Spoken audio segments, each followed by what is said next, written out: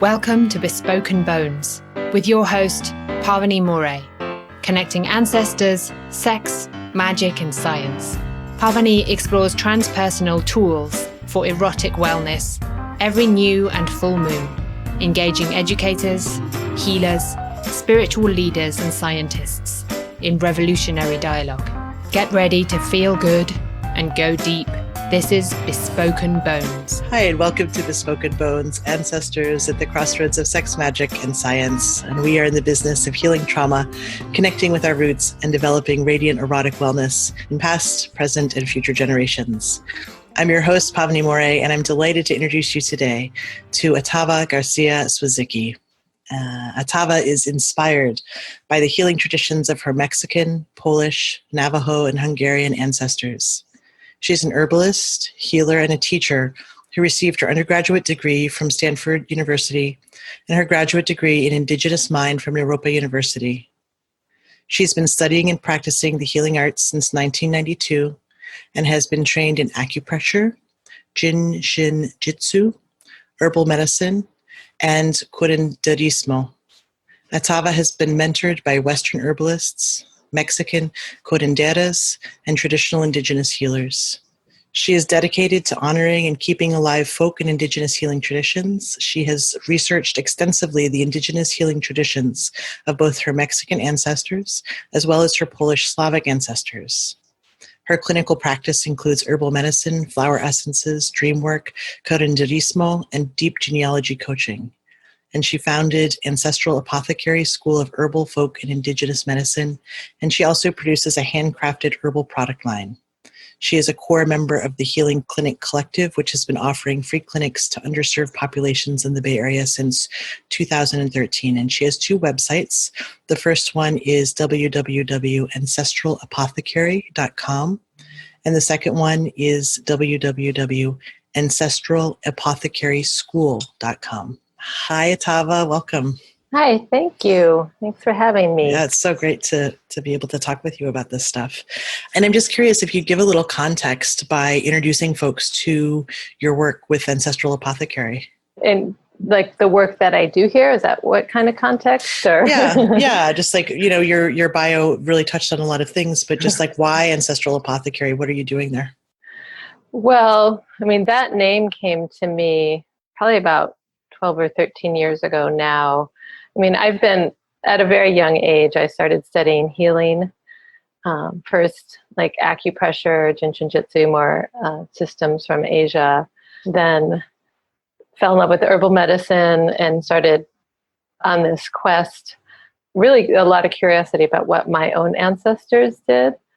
And, that took me many, many places, many places. So really, my business has grown from just like my solo practice to really becoming also a school, because always my vision, and I guess it's more than a vision, it's just what I felt in my heart. I felt like, well, first of all, I live in Oakland, California, which is we have a very diverse population, people from all around the world.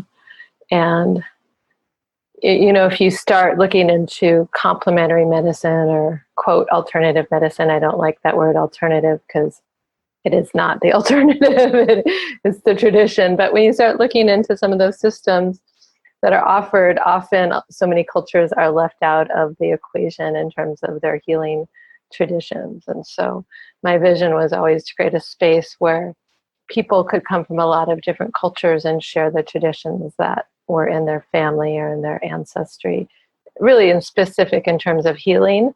But healing is very broad, especially when you look at traditional medicine. It's not just limited to, going somewhere and taking a pill. It's, it's the ceremony, it's the food, it's the music.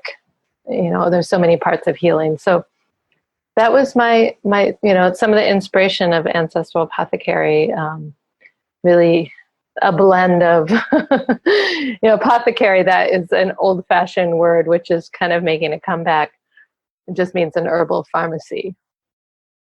So I would say Ancestral Apothecary has a double meaning in terms of, the maybe more straightforward meaning of, working with herbal medicine And then the other meaning, the other layer of working with ancestral medicine, but from a very multicultural perspective. And, one of the things, we may talk about this, but one of my commitments here is really allowing people to represent themselves. So being very mindful of cultural appropriation in terms of who's talking about whose culture. So that's a little of the story.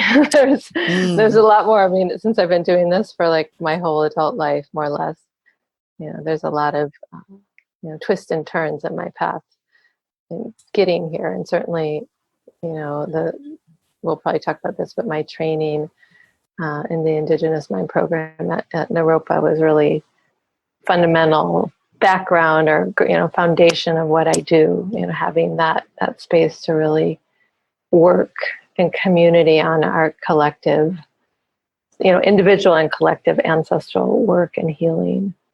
So, Ancestral Apothecary was born right after I graduated in 2003 from Naropa.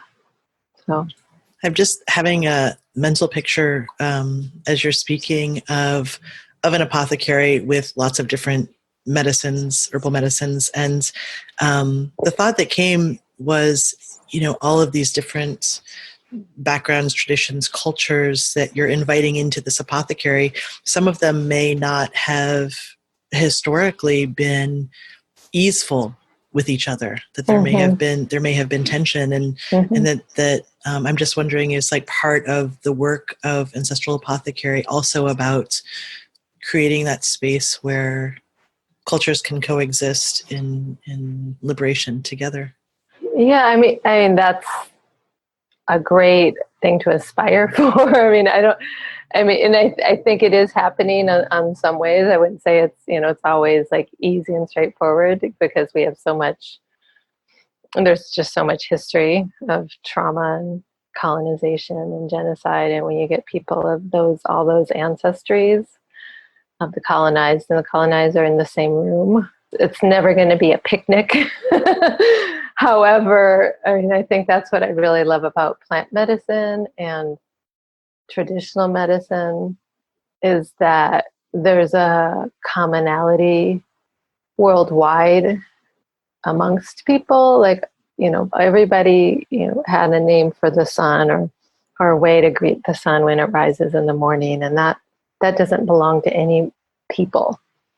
And so I think when we start sharing our medicine, it does, and I have seen this, it does create a healing between people. And I would say probably the clearest example that I've witnessed is for my herbal. I have a lot of different classes, but 2 years ago I started a 9-month herbal training program. That's what's called Se Semana, because it was just my students were asking for more intensive, longer training. So one of the central projects in this class is what we call the Ancestral Medicine Project.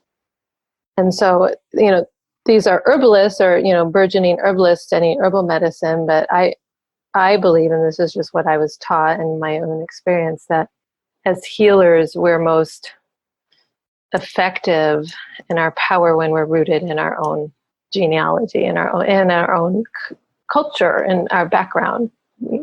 Because if people have been using a certain plant for thousands of years, that plant's going to resonate. Or people have been doing a certain ritual for thousands of years, even if it's been lost or forgotten. I believe a lot that we can remember. But so for this Ancestral Healing Project, every student has this assignment to research and then present on some healing tradition from their own ancestral background. And I allow that to be a very broad scope. Doesn't necessarily have to be herbs, because again, traditional medicine isn't just limited to one thing, right? So it could be storytelling, it could be music, it could be food, it could be ritual. So, and now I've done this twice. So we have this weekend in June where we go away, students and teachers, on a retreat, and students have a chance to present their ancestral medicine projects. And both times, this is, we've done this, I've been working with a very diverse cohort of students in terms of, I say, cultural, racial background, but diverse in many ways too. But I've seen that when they present, when everybody listens and not just with their ears, but with their heart to one another's story, and when everybody gets to present their medicine story, that there is some sort of healing that does happen. And with this last group, my most recent group of students, which just happened last month, it was really profound, like the way just the cohesion in the class kind of finally gelled, and people were finally able to, I don't know, just really see the depth of who we are, and also see beyond the labels that we put up for one another. I mean, a lot of times just because of survival, right? If we're a member of an oppressed group and we're dealing with someone from the oppressor, it's hard to have our hearts open, But I think when we go back to the traditional medicine, and maybe it's just the spirits of those ancestors who are guarding all of that sacred knowledge. Like, I think they want us to have harmony.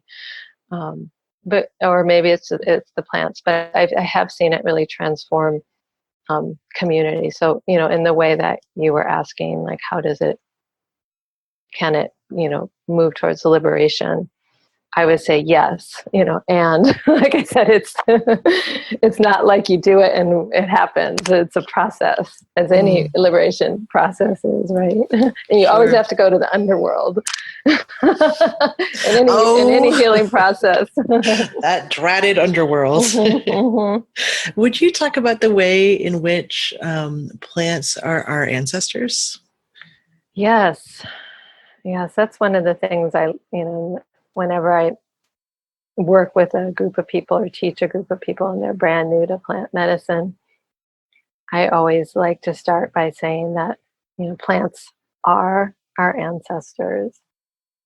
If you look at a perspective of evolution, I mean, they were here for millions and millions of years even before birds and mammals, let alone human beings. Like, we all know that human beings we're like the younger sibling on the scene of life on planet Earth. So literally we evolved from plants. And so in the terms of genealogy, that's an ancestor, right? If we evolved from plants. So there's that level in terms of evolution. And I'd say on another spiritual level, and you'll see this in different, cultural teachings. I mean, but, some of the teachings I've received or I believe are that plants really are our relatives. They really are guides. And, they have this kind of elevated consciousness that humans we can't seem to maintain. So they are our ancestors that way, and that they're here to teach us and to support us. And we're also very interconnected, which, like we are to our ancestors. Another thing I'll teach is just something as simple, but not simple at all, but breathing. How every time we're breathing in oxygen and breathing out carbon dioxide, we are breathing with plants, right? It's the plants who take that carbon dioxide and use it for their own growth, and they give us oxygen. So we're interrelated with the plants. So we come from them.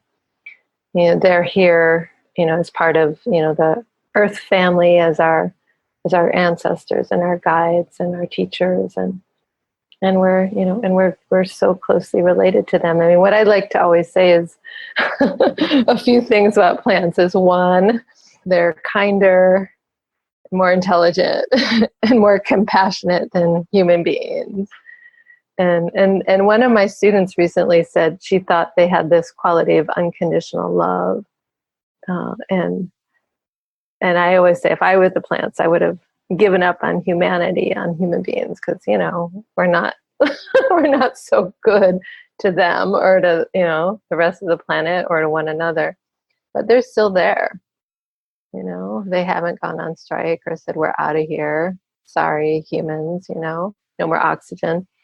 So there's a really profound relationship we have with them. And, this is what I think in indigenous cultures and traditional cultures, people knew that, and they fed and maintained that relationship with their plant relatives, or still do, people who are still living, that way today. So I love the practice of breathing with the plants. Mm-hmm. I often I think about breath as a way of relating with my ancestors. Like, Mm-hmm. hey, you guys can't really breathe anymore, so I get to breathe, and Mm-hmm. like I'm going to take this breath for you. But I had never thought about it of like the plants. That's so Mm-hmm. delightful. It just I was on mute, so you couldn't hear me, but I was like really giggly. Okay. Okay. Yeah. Great. I'm curious of, I loved what you said about being mindful about appropriation. Definitely something that I think about a lot in terms of ritual and magic and healing. Curious of, you said also we can remember those rituals. We can remember the things that were forgotten. Mm-hmm. And I'm just wondering if you'd be willing to speak a little bit about the ways folks can remember their ancestral medicine or connect with it. Definitely. And I want to say that a lot of what I learned really comes from some of my mentors from the Indigenous Mind Program, one of the primary ones being Dr. Apila Colorado, who, if people want to look her up, she founded the Worldwide Indigenous Science Network, and others who, we had other really great elders and teachers from all around the world. So, one of the things that Apila taught us, I would say over and over again, and the elders would say this too, is that, things are never really lost. They don't go away. We can look at this in terms of epigenetics too. I think a lot of the study of epigenetics is focused on how trauma is inherited, but equally so, we could say there's also the gifts, the talents, the ability, the resilience that's inherited from the generations.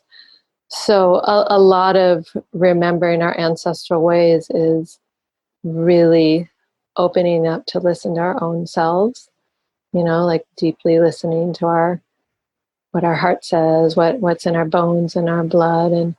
And that's hard to do these days because the dominant culture basically wants to mute much of what that voice has to say. So that's, like someone, I'll just use myself as an example. Like, I didn't grow up with anybody in my family who was a healer or an herbalist. I grew up pretty separate from a lot of my cultural traditions, just in terms of where my family moved and, assimilation and immigration, all those things. But had a really strong call to plant medicine at a young age. I was just in my early 20s. And then my sister followed a similar path. I have cousins on a similar path. And it's like, okay, this is obviously in our bloodline to work this way. And then sometimes when you start engaging in the work, in my example with herbalism, the memories come back, and maybe it's not so much like I know this person did this thing, but that ancestor speaks through my own actions, if that makes sense. And then there's a lot of other ways to connect with, lost, forgotten ancestral memory.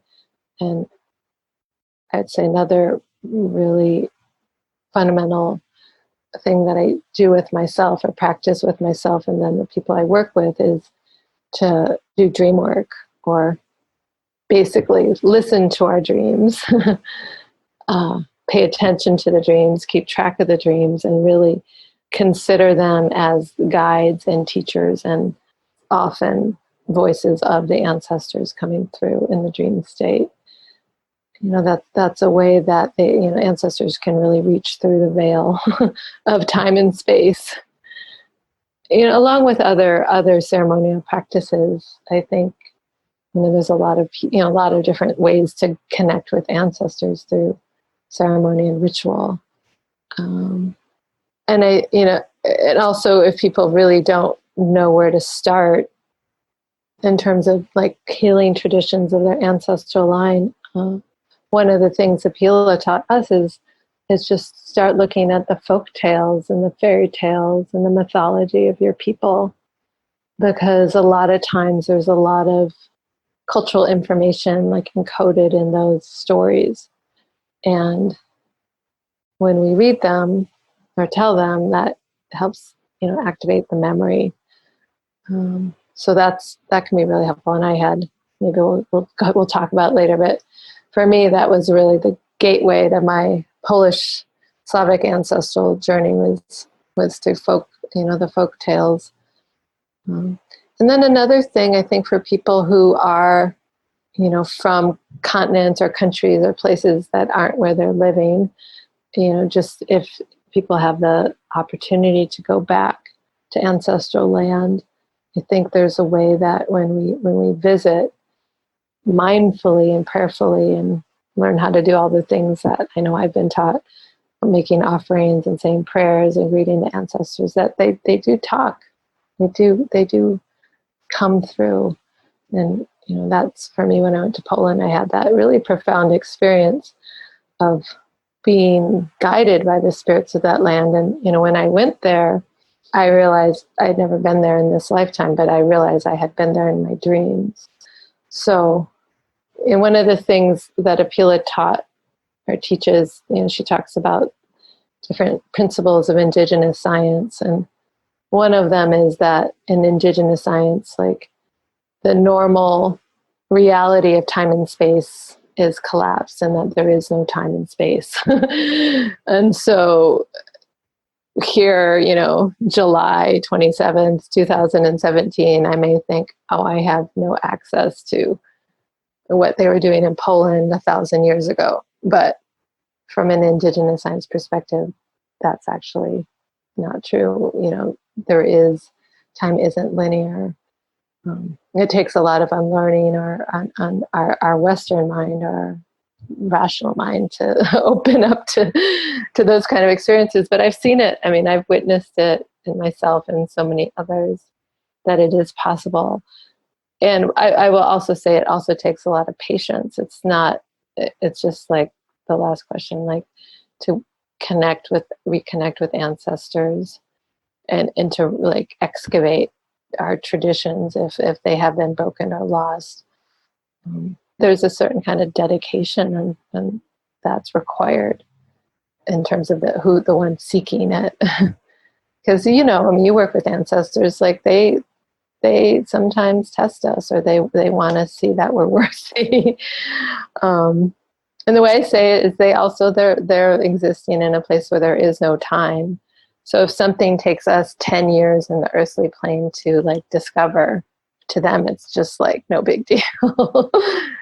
It's interesting. I find often that folks are really curious or drawn to their ancestors, but there's often blocks about connecting with them because of the ones that they knew, like the remembered ones, or their ancestors were abusive or violent or perpetrators, or there's just stuff, right? There's just noise in the lines. And I wonder about, just from in my personal experience, the clearer my lines got through working with them, the more the remembering was possible or is possible. And but that process of how do we even heal our relationship with our ancestors? Like maybe we don't even trust them.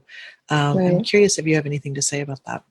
Well, that's real. And that's a lot of people's experience. And what I like to think about or reflect to people is, each one of us is the legacy of all of our ancestors. So if there's, goodness and resilience and creativity, and magic in any one of us, and that came from somewhere. So and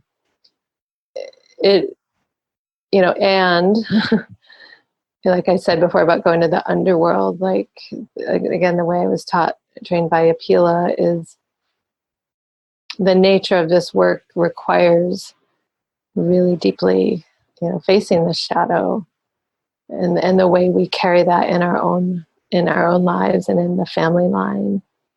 And I don't think there's one simple way to deal with it in anybody's lineage. I know for some people, just having a witness or a community to hold them and the telling of the story can shift it. And each person will find their own way to navigate in the underworld, right? It might be our therapist, going to therapy, or art, or pounding pillows. And I've been there, and many times, right? Anyone on this path, it's just the way the earth cycles go, right? There's summer, fall, and winter. And so underworld is just part of, going to the underworld is part of living as a human being. I know for me, I'll just, say in my personal story, grew up, my father's the one who's Polish, and had a really difficult relationship with him for a good part of my adolescence. He was a gambler and a rageaholic, and he eventually, as he was older, kind of got into recovery. But when you grow up with a certain kind of parental figure, that's all you see, But there's also parts of his personality that just kind of drove me crazy. And it wasn't until that I went to Poland that I actually understood my father in a cultural context. I was like, oh, everybody here is like shouting and yelling at one another. That's just the way they express themselves. It's not like my dad was some freak. He was just acting like how people of his background, and I don't want to be stereotypical, but it was just something I noticed when meeting his relatives. And then the other thing I think for me was just really, as I kind of excavated into the history of Poland, I just developed a lot more compassion for my father and, and his parents, and just understand, and this is a very current issue right now, but it's like to immigrate because you have to, right? Because you can't speak the language, or because there's war or occupation, and go to a new country. And, what are the footprints that has on a family lineage? And I think, again, this was just very much my experience, just to be able to hold him in such a bigger context. I was really able to not only have compassion, but have forgiveness. So I don't know if that's possible for everybody in every situation, when they have to deal with ancestors who really had, did horrific things. But I think, that's a step. And also, I'd say the other thing is that if people can't find forgiveness or reconciliation with an ancestor, I would say what is important is for someone to find that forgiveness and reconciliation with themselves and with that part of the ancestor that lives in them. And that's the work we can do. And it's hard, of course. It requires going to the underworld. But, maybe that, and a lot of folks say, as we heal ourselves, we do heal the ancestors, and we do heal the generations coming ahead. So maybe we can't, change the life of someone who was like a slaveholder or, a murderer or whatever somebody did, but we can, work that energy in our own lives and our own bodies, our own psyche. So those are some of my thoughts on that. Thank you. Do you see ways in which having ancestors, having relationships with plants can support that healing, either of our ancestral relationships or of trauma that we have inherited from our ancestors? Yeah, definitely. And this is something I bring up that question to my students too. So when we're doing this ancestral healing project, I have this, assignment that I give them to take home. It's like, how can plants and your herbal allies support the process that you're going through or that other people are going through? And so many ways. And that's what, I mean, maybe that's why I work with ancestors and I work with plants, because they go together well. I mean, first of all, like I said earlier, like plants do have this ability, this quality of unconditional love, and can just help us so much with the emotional and physical and spiritual like manifestations of trauma. So, for example, just this afternoon, I got a big batch of skullcap, which is an herb that's called a nervine. And nervines are really nourishing and calming and healing to the nervous system. So skullcap is really good, really indicated when people are like anxious or jittery or can't sleep or just like kind of wired and high strung. So, I mean, as you know, probably from the work you've done, when we go through our ancestral work or just living on life as a human being right now, you know, we have to deal with a lot of these energies of trauma. So just on, you know, I feel like the herbs can come in, like I'm doing this really hard work, but I'm going to make myself a nice pot of skullcap tea and I'm going to drink it. And so, and that's what I like to say. And so we can actually choose healthy ways of coping with the stress and the trauma instead of like something that might not be as beneficial to us, right? So we can incorporate the allies, the herbal allies, and I mean, and then I also have just, you know, there's so many traditional ways herbs are used for healing, and a lot of this I've learned from curanderismo and from some of my teachers, my curandera teachers, that so there's ways to use herbs ceremonially as blessings, as cleansings, as baths, that are really nurturing and healing to the body and to the spirit. You know, for example, so if somebody, I'm thinking of a client I had a long time ago who went through a real traumatic incident that kind of resulted in like a psychotic episode, and then spent a lot of time healing from both. And, you know, one of the things I recommended was just go out into your yard in the morning, pick some fresh flowers and herbs, put them in a bowl of water and let it just catch the sunlight of the day. And then, you know, every evening, just like bless yourself with that water, like go in the shower and pour it over your body. And it might seem really simple, but it's actually a really powerful way to move the energy, you know, to engage in what, you know, Creator has given us, the plants, the sunshine, and to bring that energy into our lives. So I feel like a lot of, you know, the plant work, it's beyond just taking them, but, you know, in kind of working with them in so many ways. Another one, I mean, I could, you know, talk on and on about this, but another way, since I do work with dreams, I like to work with plants for dream work. And so to work with certain plants that might bring dreams of healing or guidance. And there's a lot of plants that do that. So, you know, basically I just tell people just like get plants in your life, get herbs in your life. Even just going out sitting with them.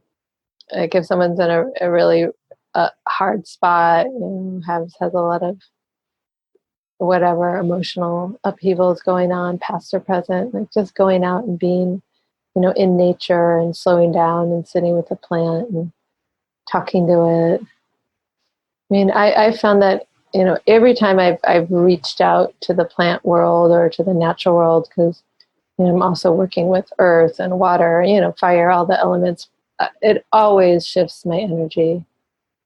Always. And sometimes we have to do these rituals over and over again. Like that client who had the trauma, like she did that bath. I think I had her do it like every day for 4 days, and then, you know, see how she felt, and then repeat it if necessary. It's also, you know, engaging in like the active healing, self-healing for ourselves, and telling ourselves we're committed. I'm going to do this for myself every day. So yeah, plants make great allies in life and also in ancestral work, for sure. And really, there's endless ways. So we could be like, hours and hours of other ways they could help us. That's probably what I should write. I'm going to be writing a book, and I'm like, what will I write about? And that's one of those things I should definitely spend a lot of time on, because it's kind of my unique niche of kind of the intersection of the herbal world and the ancestral world, and what I've just seen with my clients and my students over all these years. Just miracles, really. Feeling miracles. When I was listening to you, it reminded me, I read the short story Teddy by JD Salinger, like, God, in the early 90s. And there was this line in it where the narrator's talking about, it's like Sunday morning and he's sitting and he's watching his little sister drink milk from a cup. And he said, and I got it that, everything was God. It was like all she was doing was drinking milk, but it was like watching God pouring. She was pouring God into God. And that's kind of when I envisioned your client pouring the infused herbal water over themselves. It's like you're talking about really engaging in life, right? Of like that there's life in the garden, there's life in the plants, and that our engagement with that living energy, that living force, is what can heal trauma, right? Trauma is kind of the opposite of that, right? The disengagement from life. What about the erotic? Like, how does your work with plants as allies and ancestors, how does that help support the erotic wellness of folks? I would say, depending on how someone defines the erotic, it's a lot like what you just said in terms of just opening ourselves to the energy of the cosmos, right? And receiving it as a sacrament, as a healing.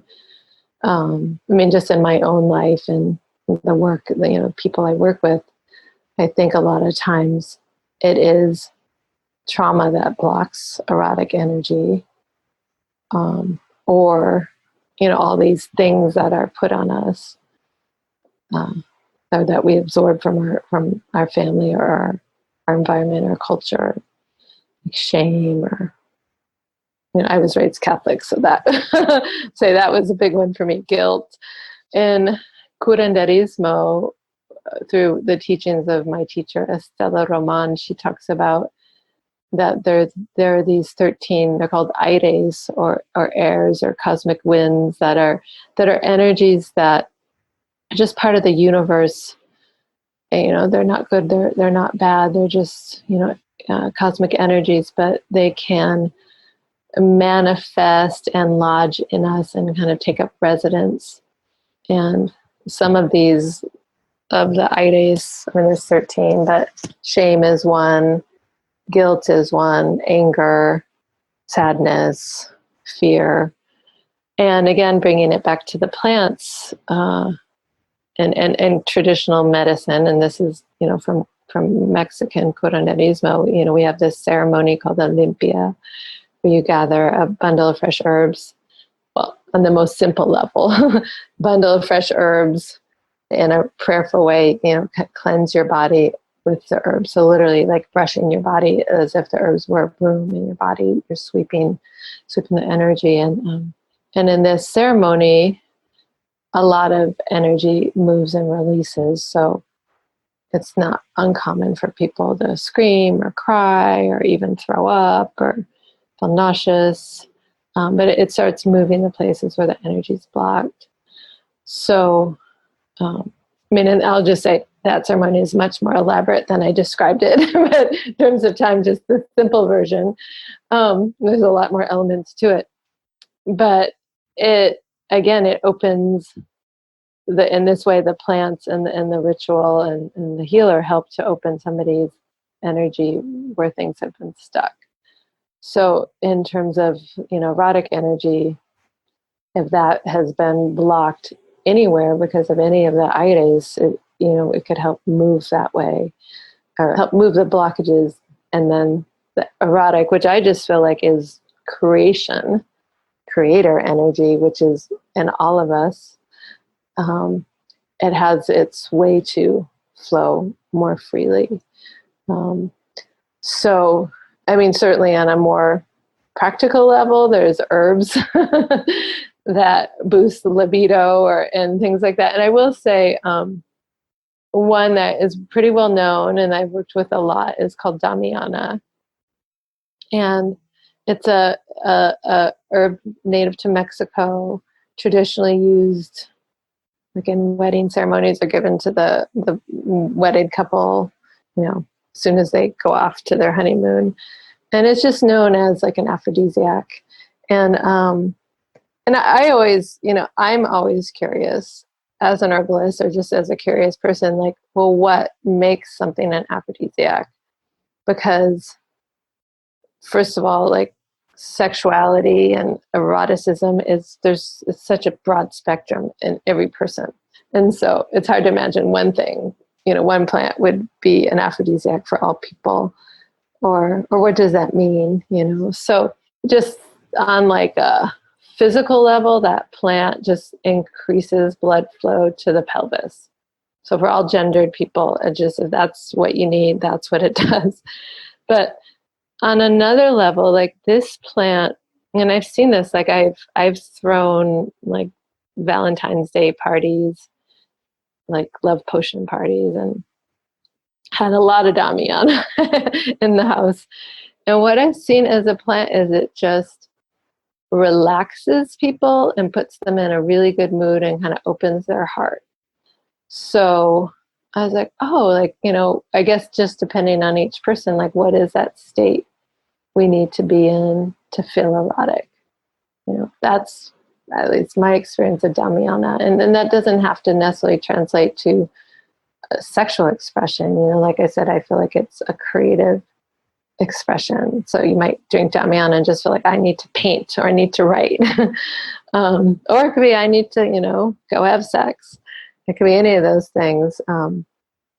But I feel like plants, they work different ways for every person. So if anybody ever asks me, like, what's a plant for this? I always have to say, well, this is, for a lot of people it works this way, but, it might work differently. So especially with something like with erotic energy. But they definitely could be allies.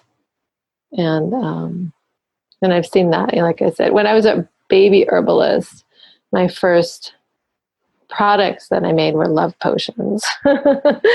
Actually, I think it was at the very, very first Dyke March in San Francisco. I don't know when, it was in the 90s. And I just ran around with my little basket of herbs and dosed everybody. So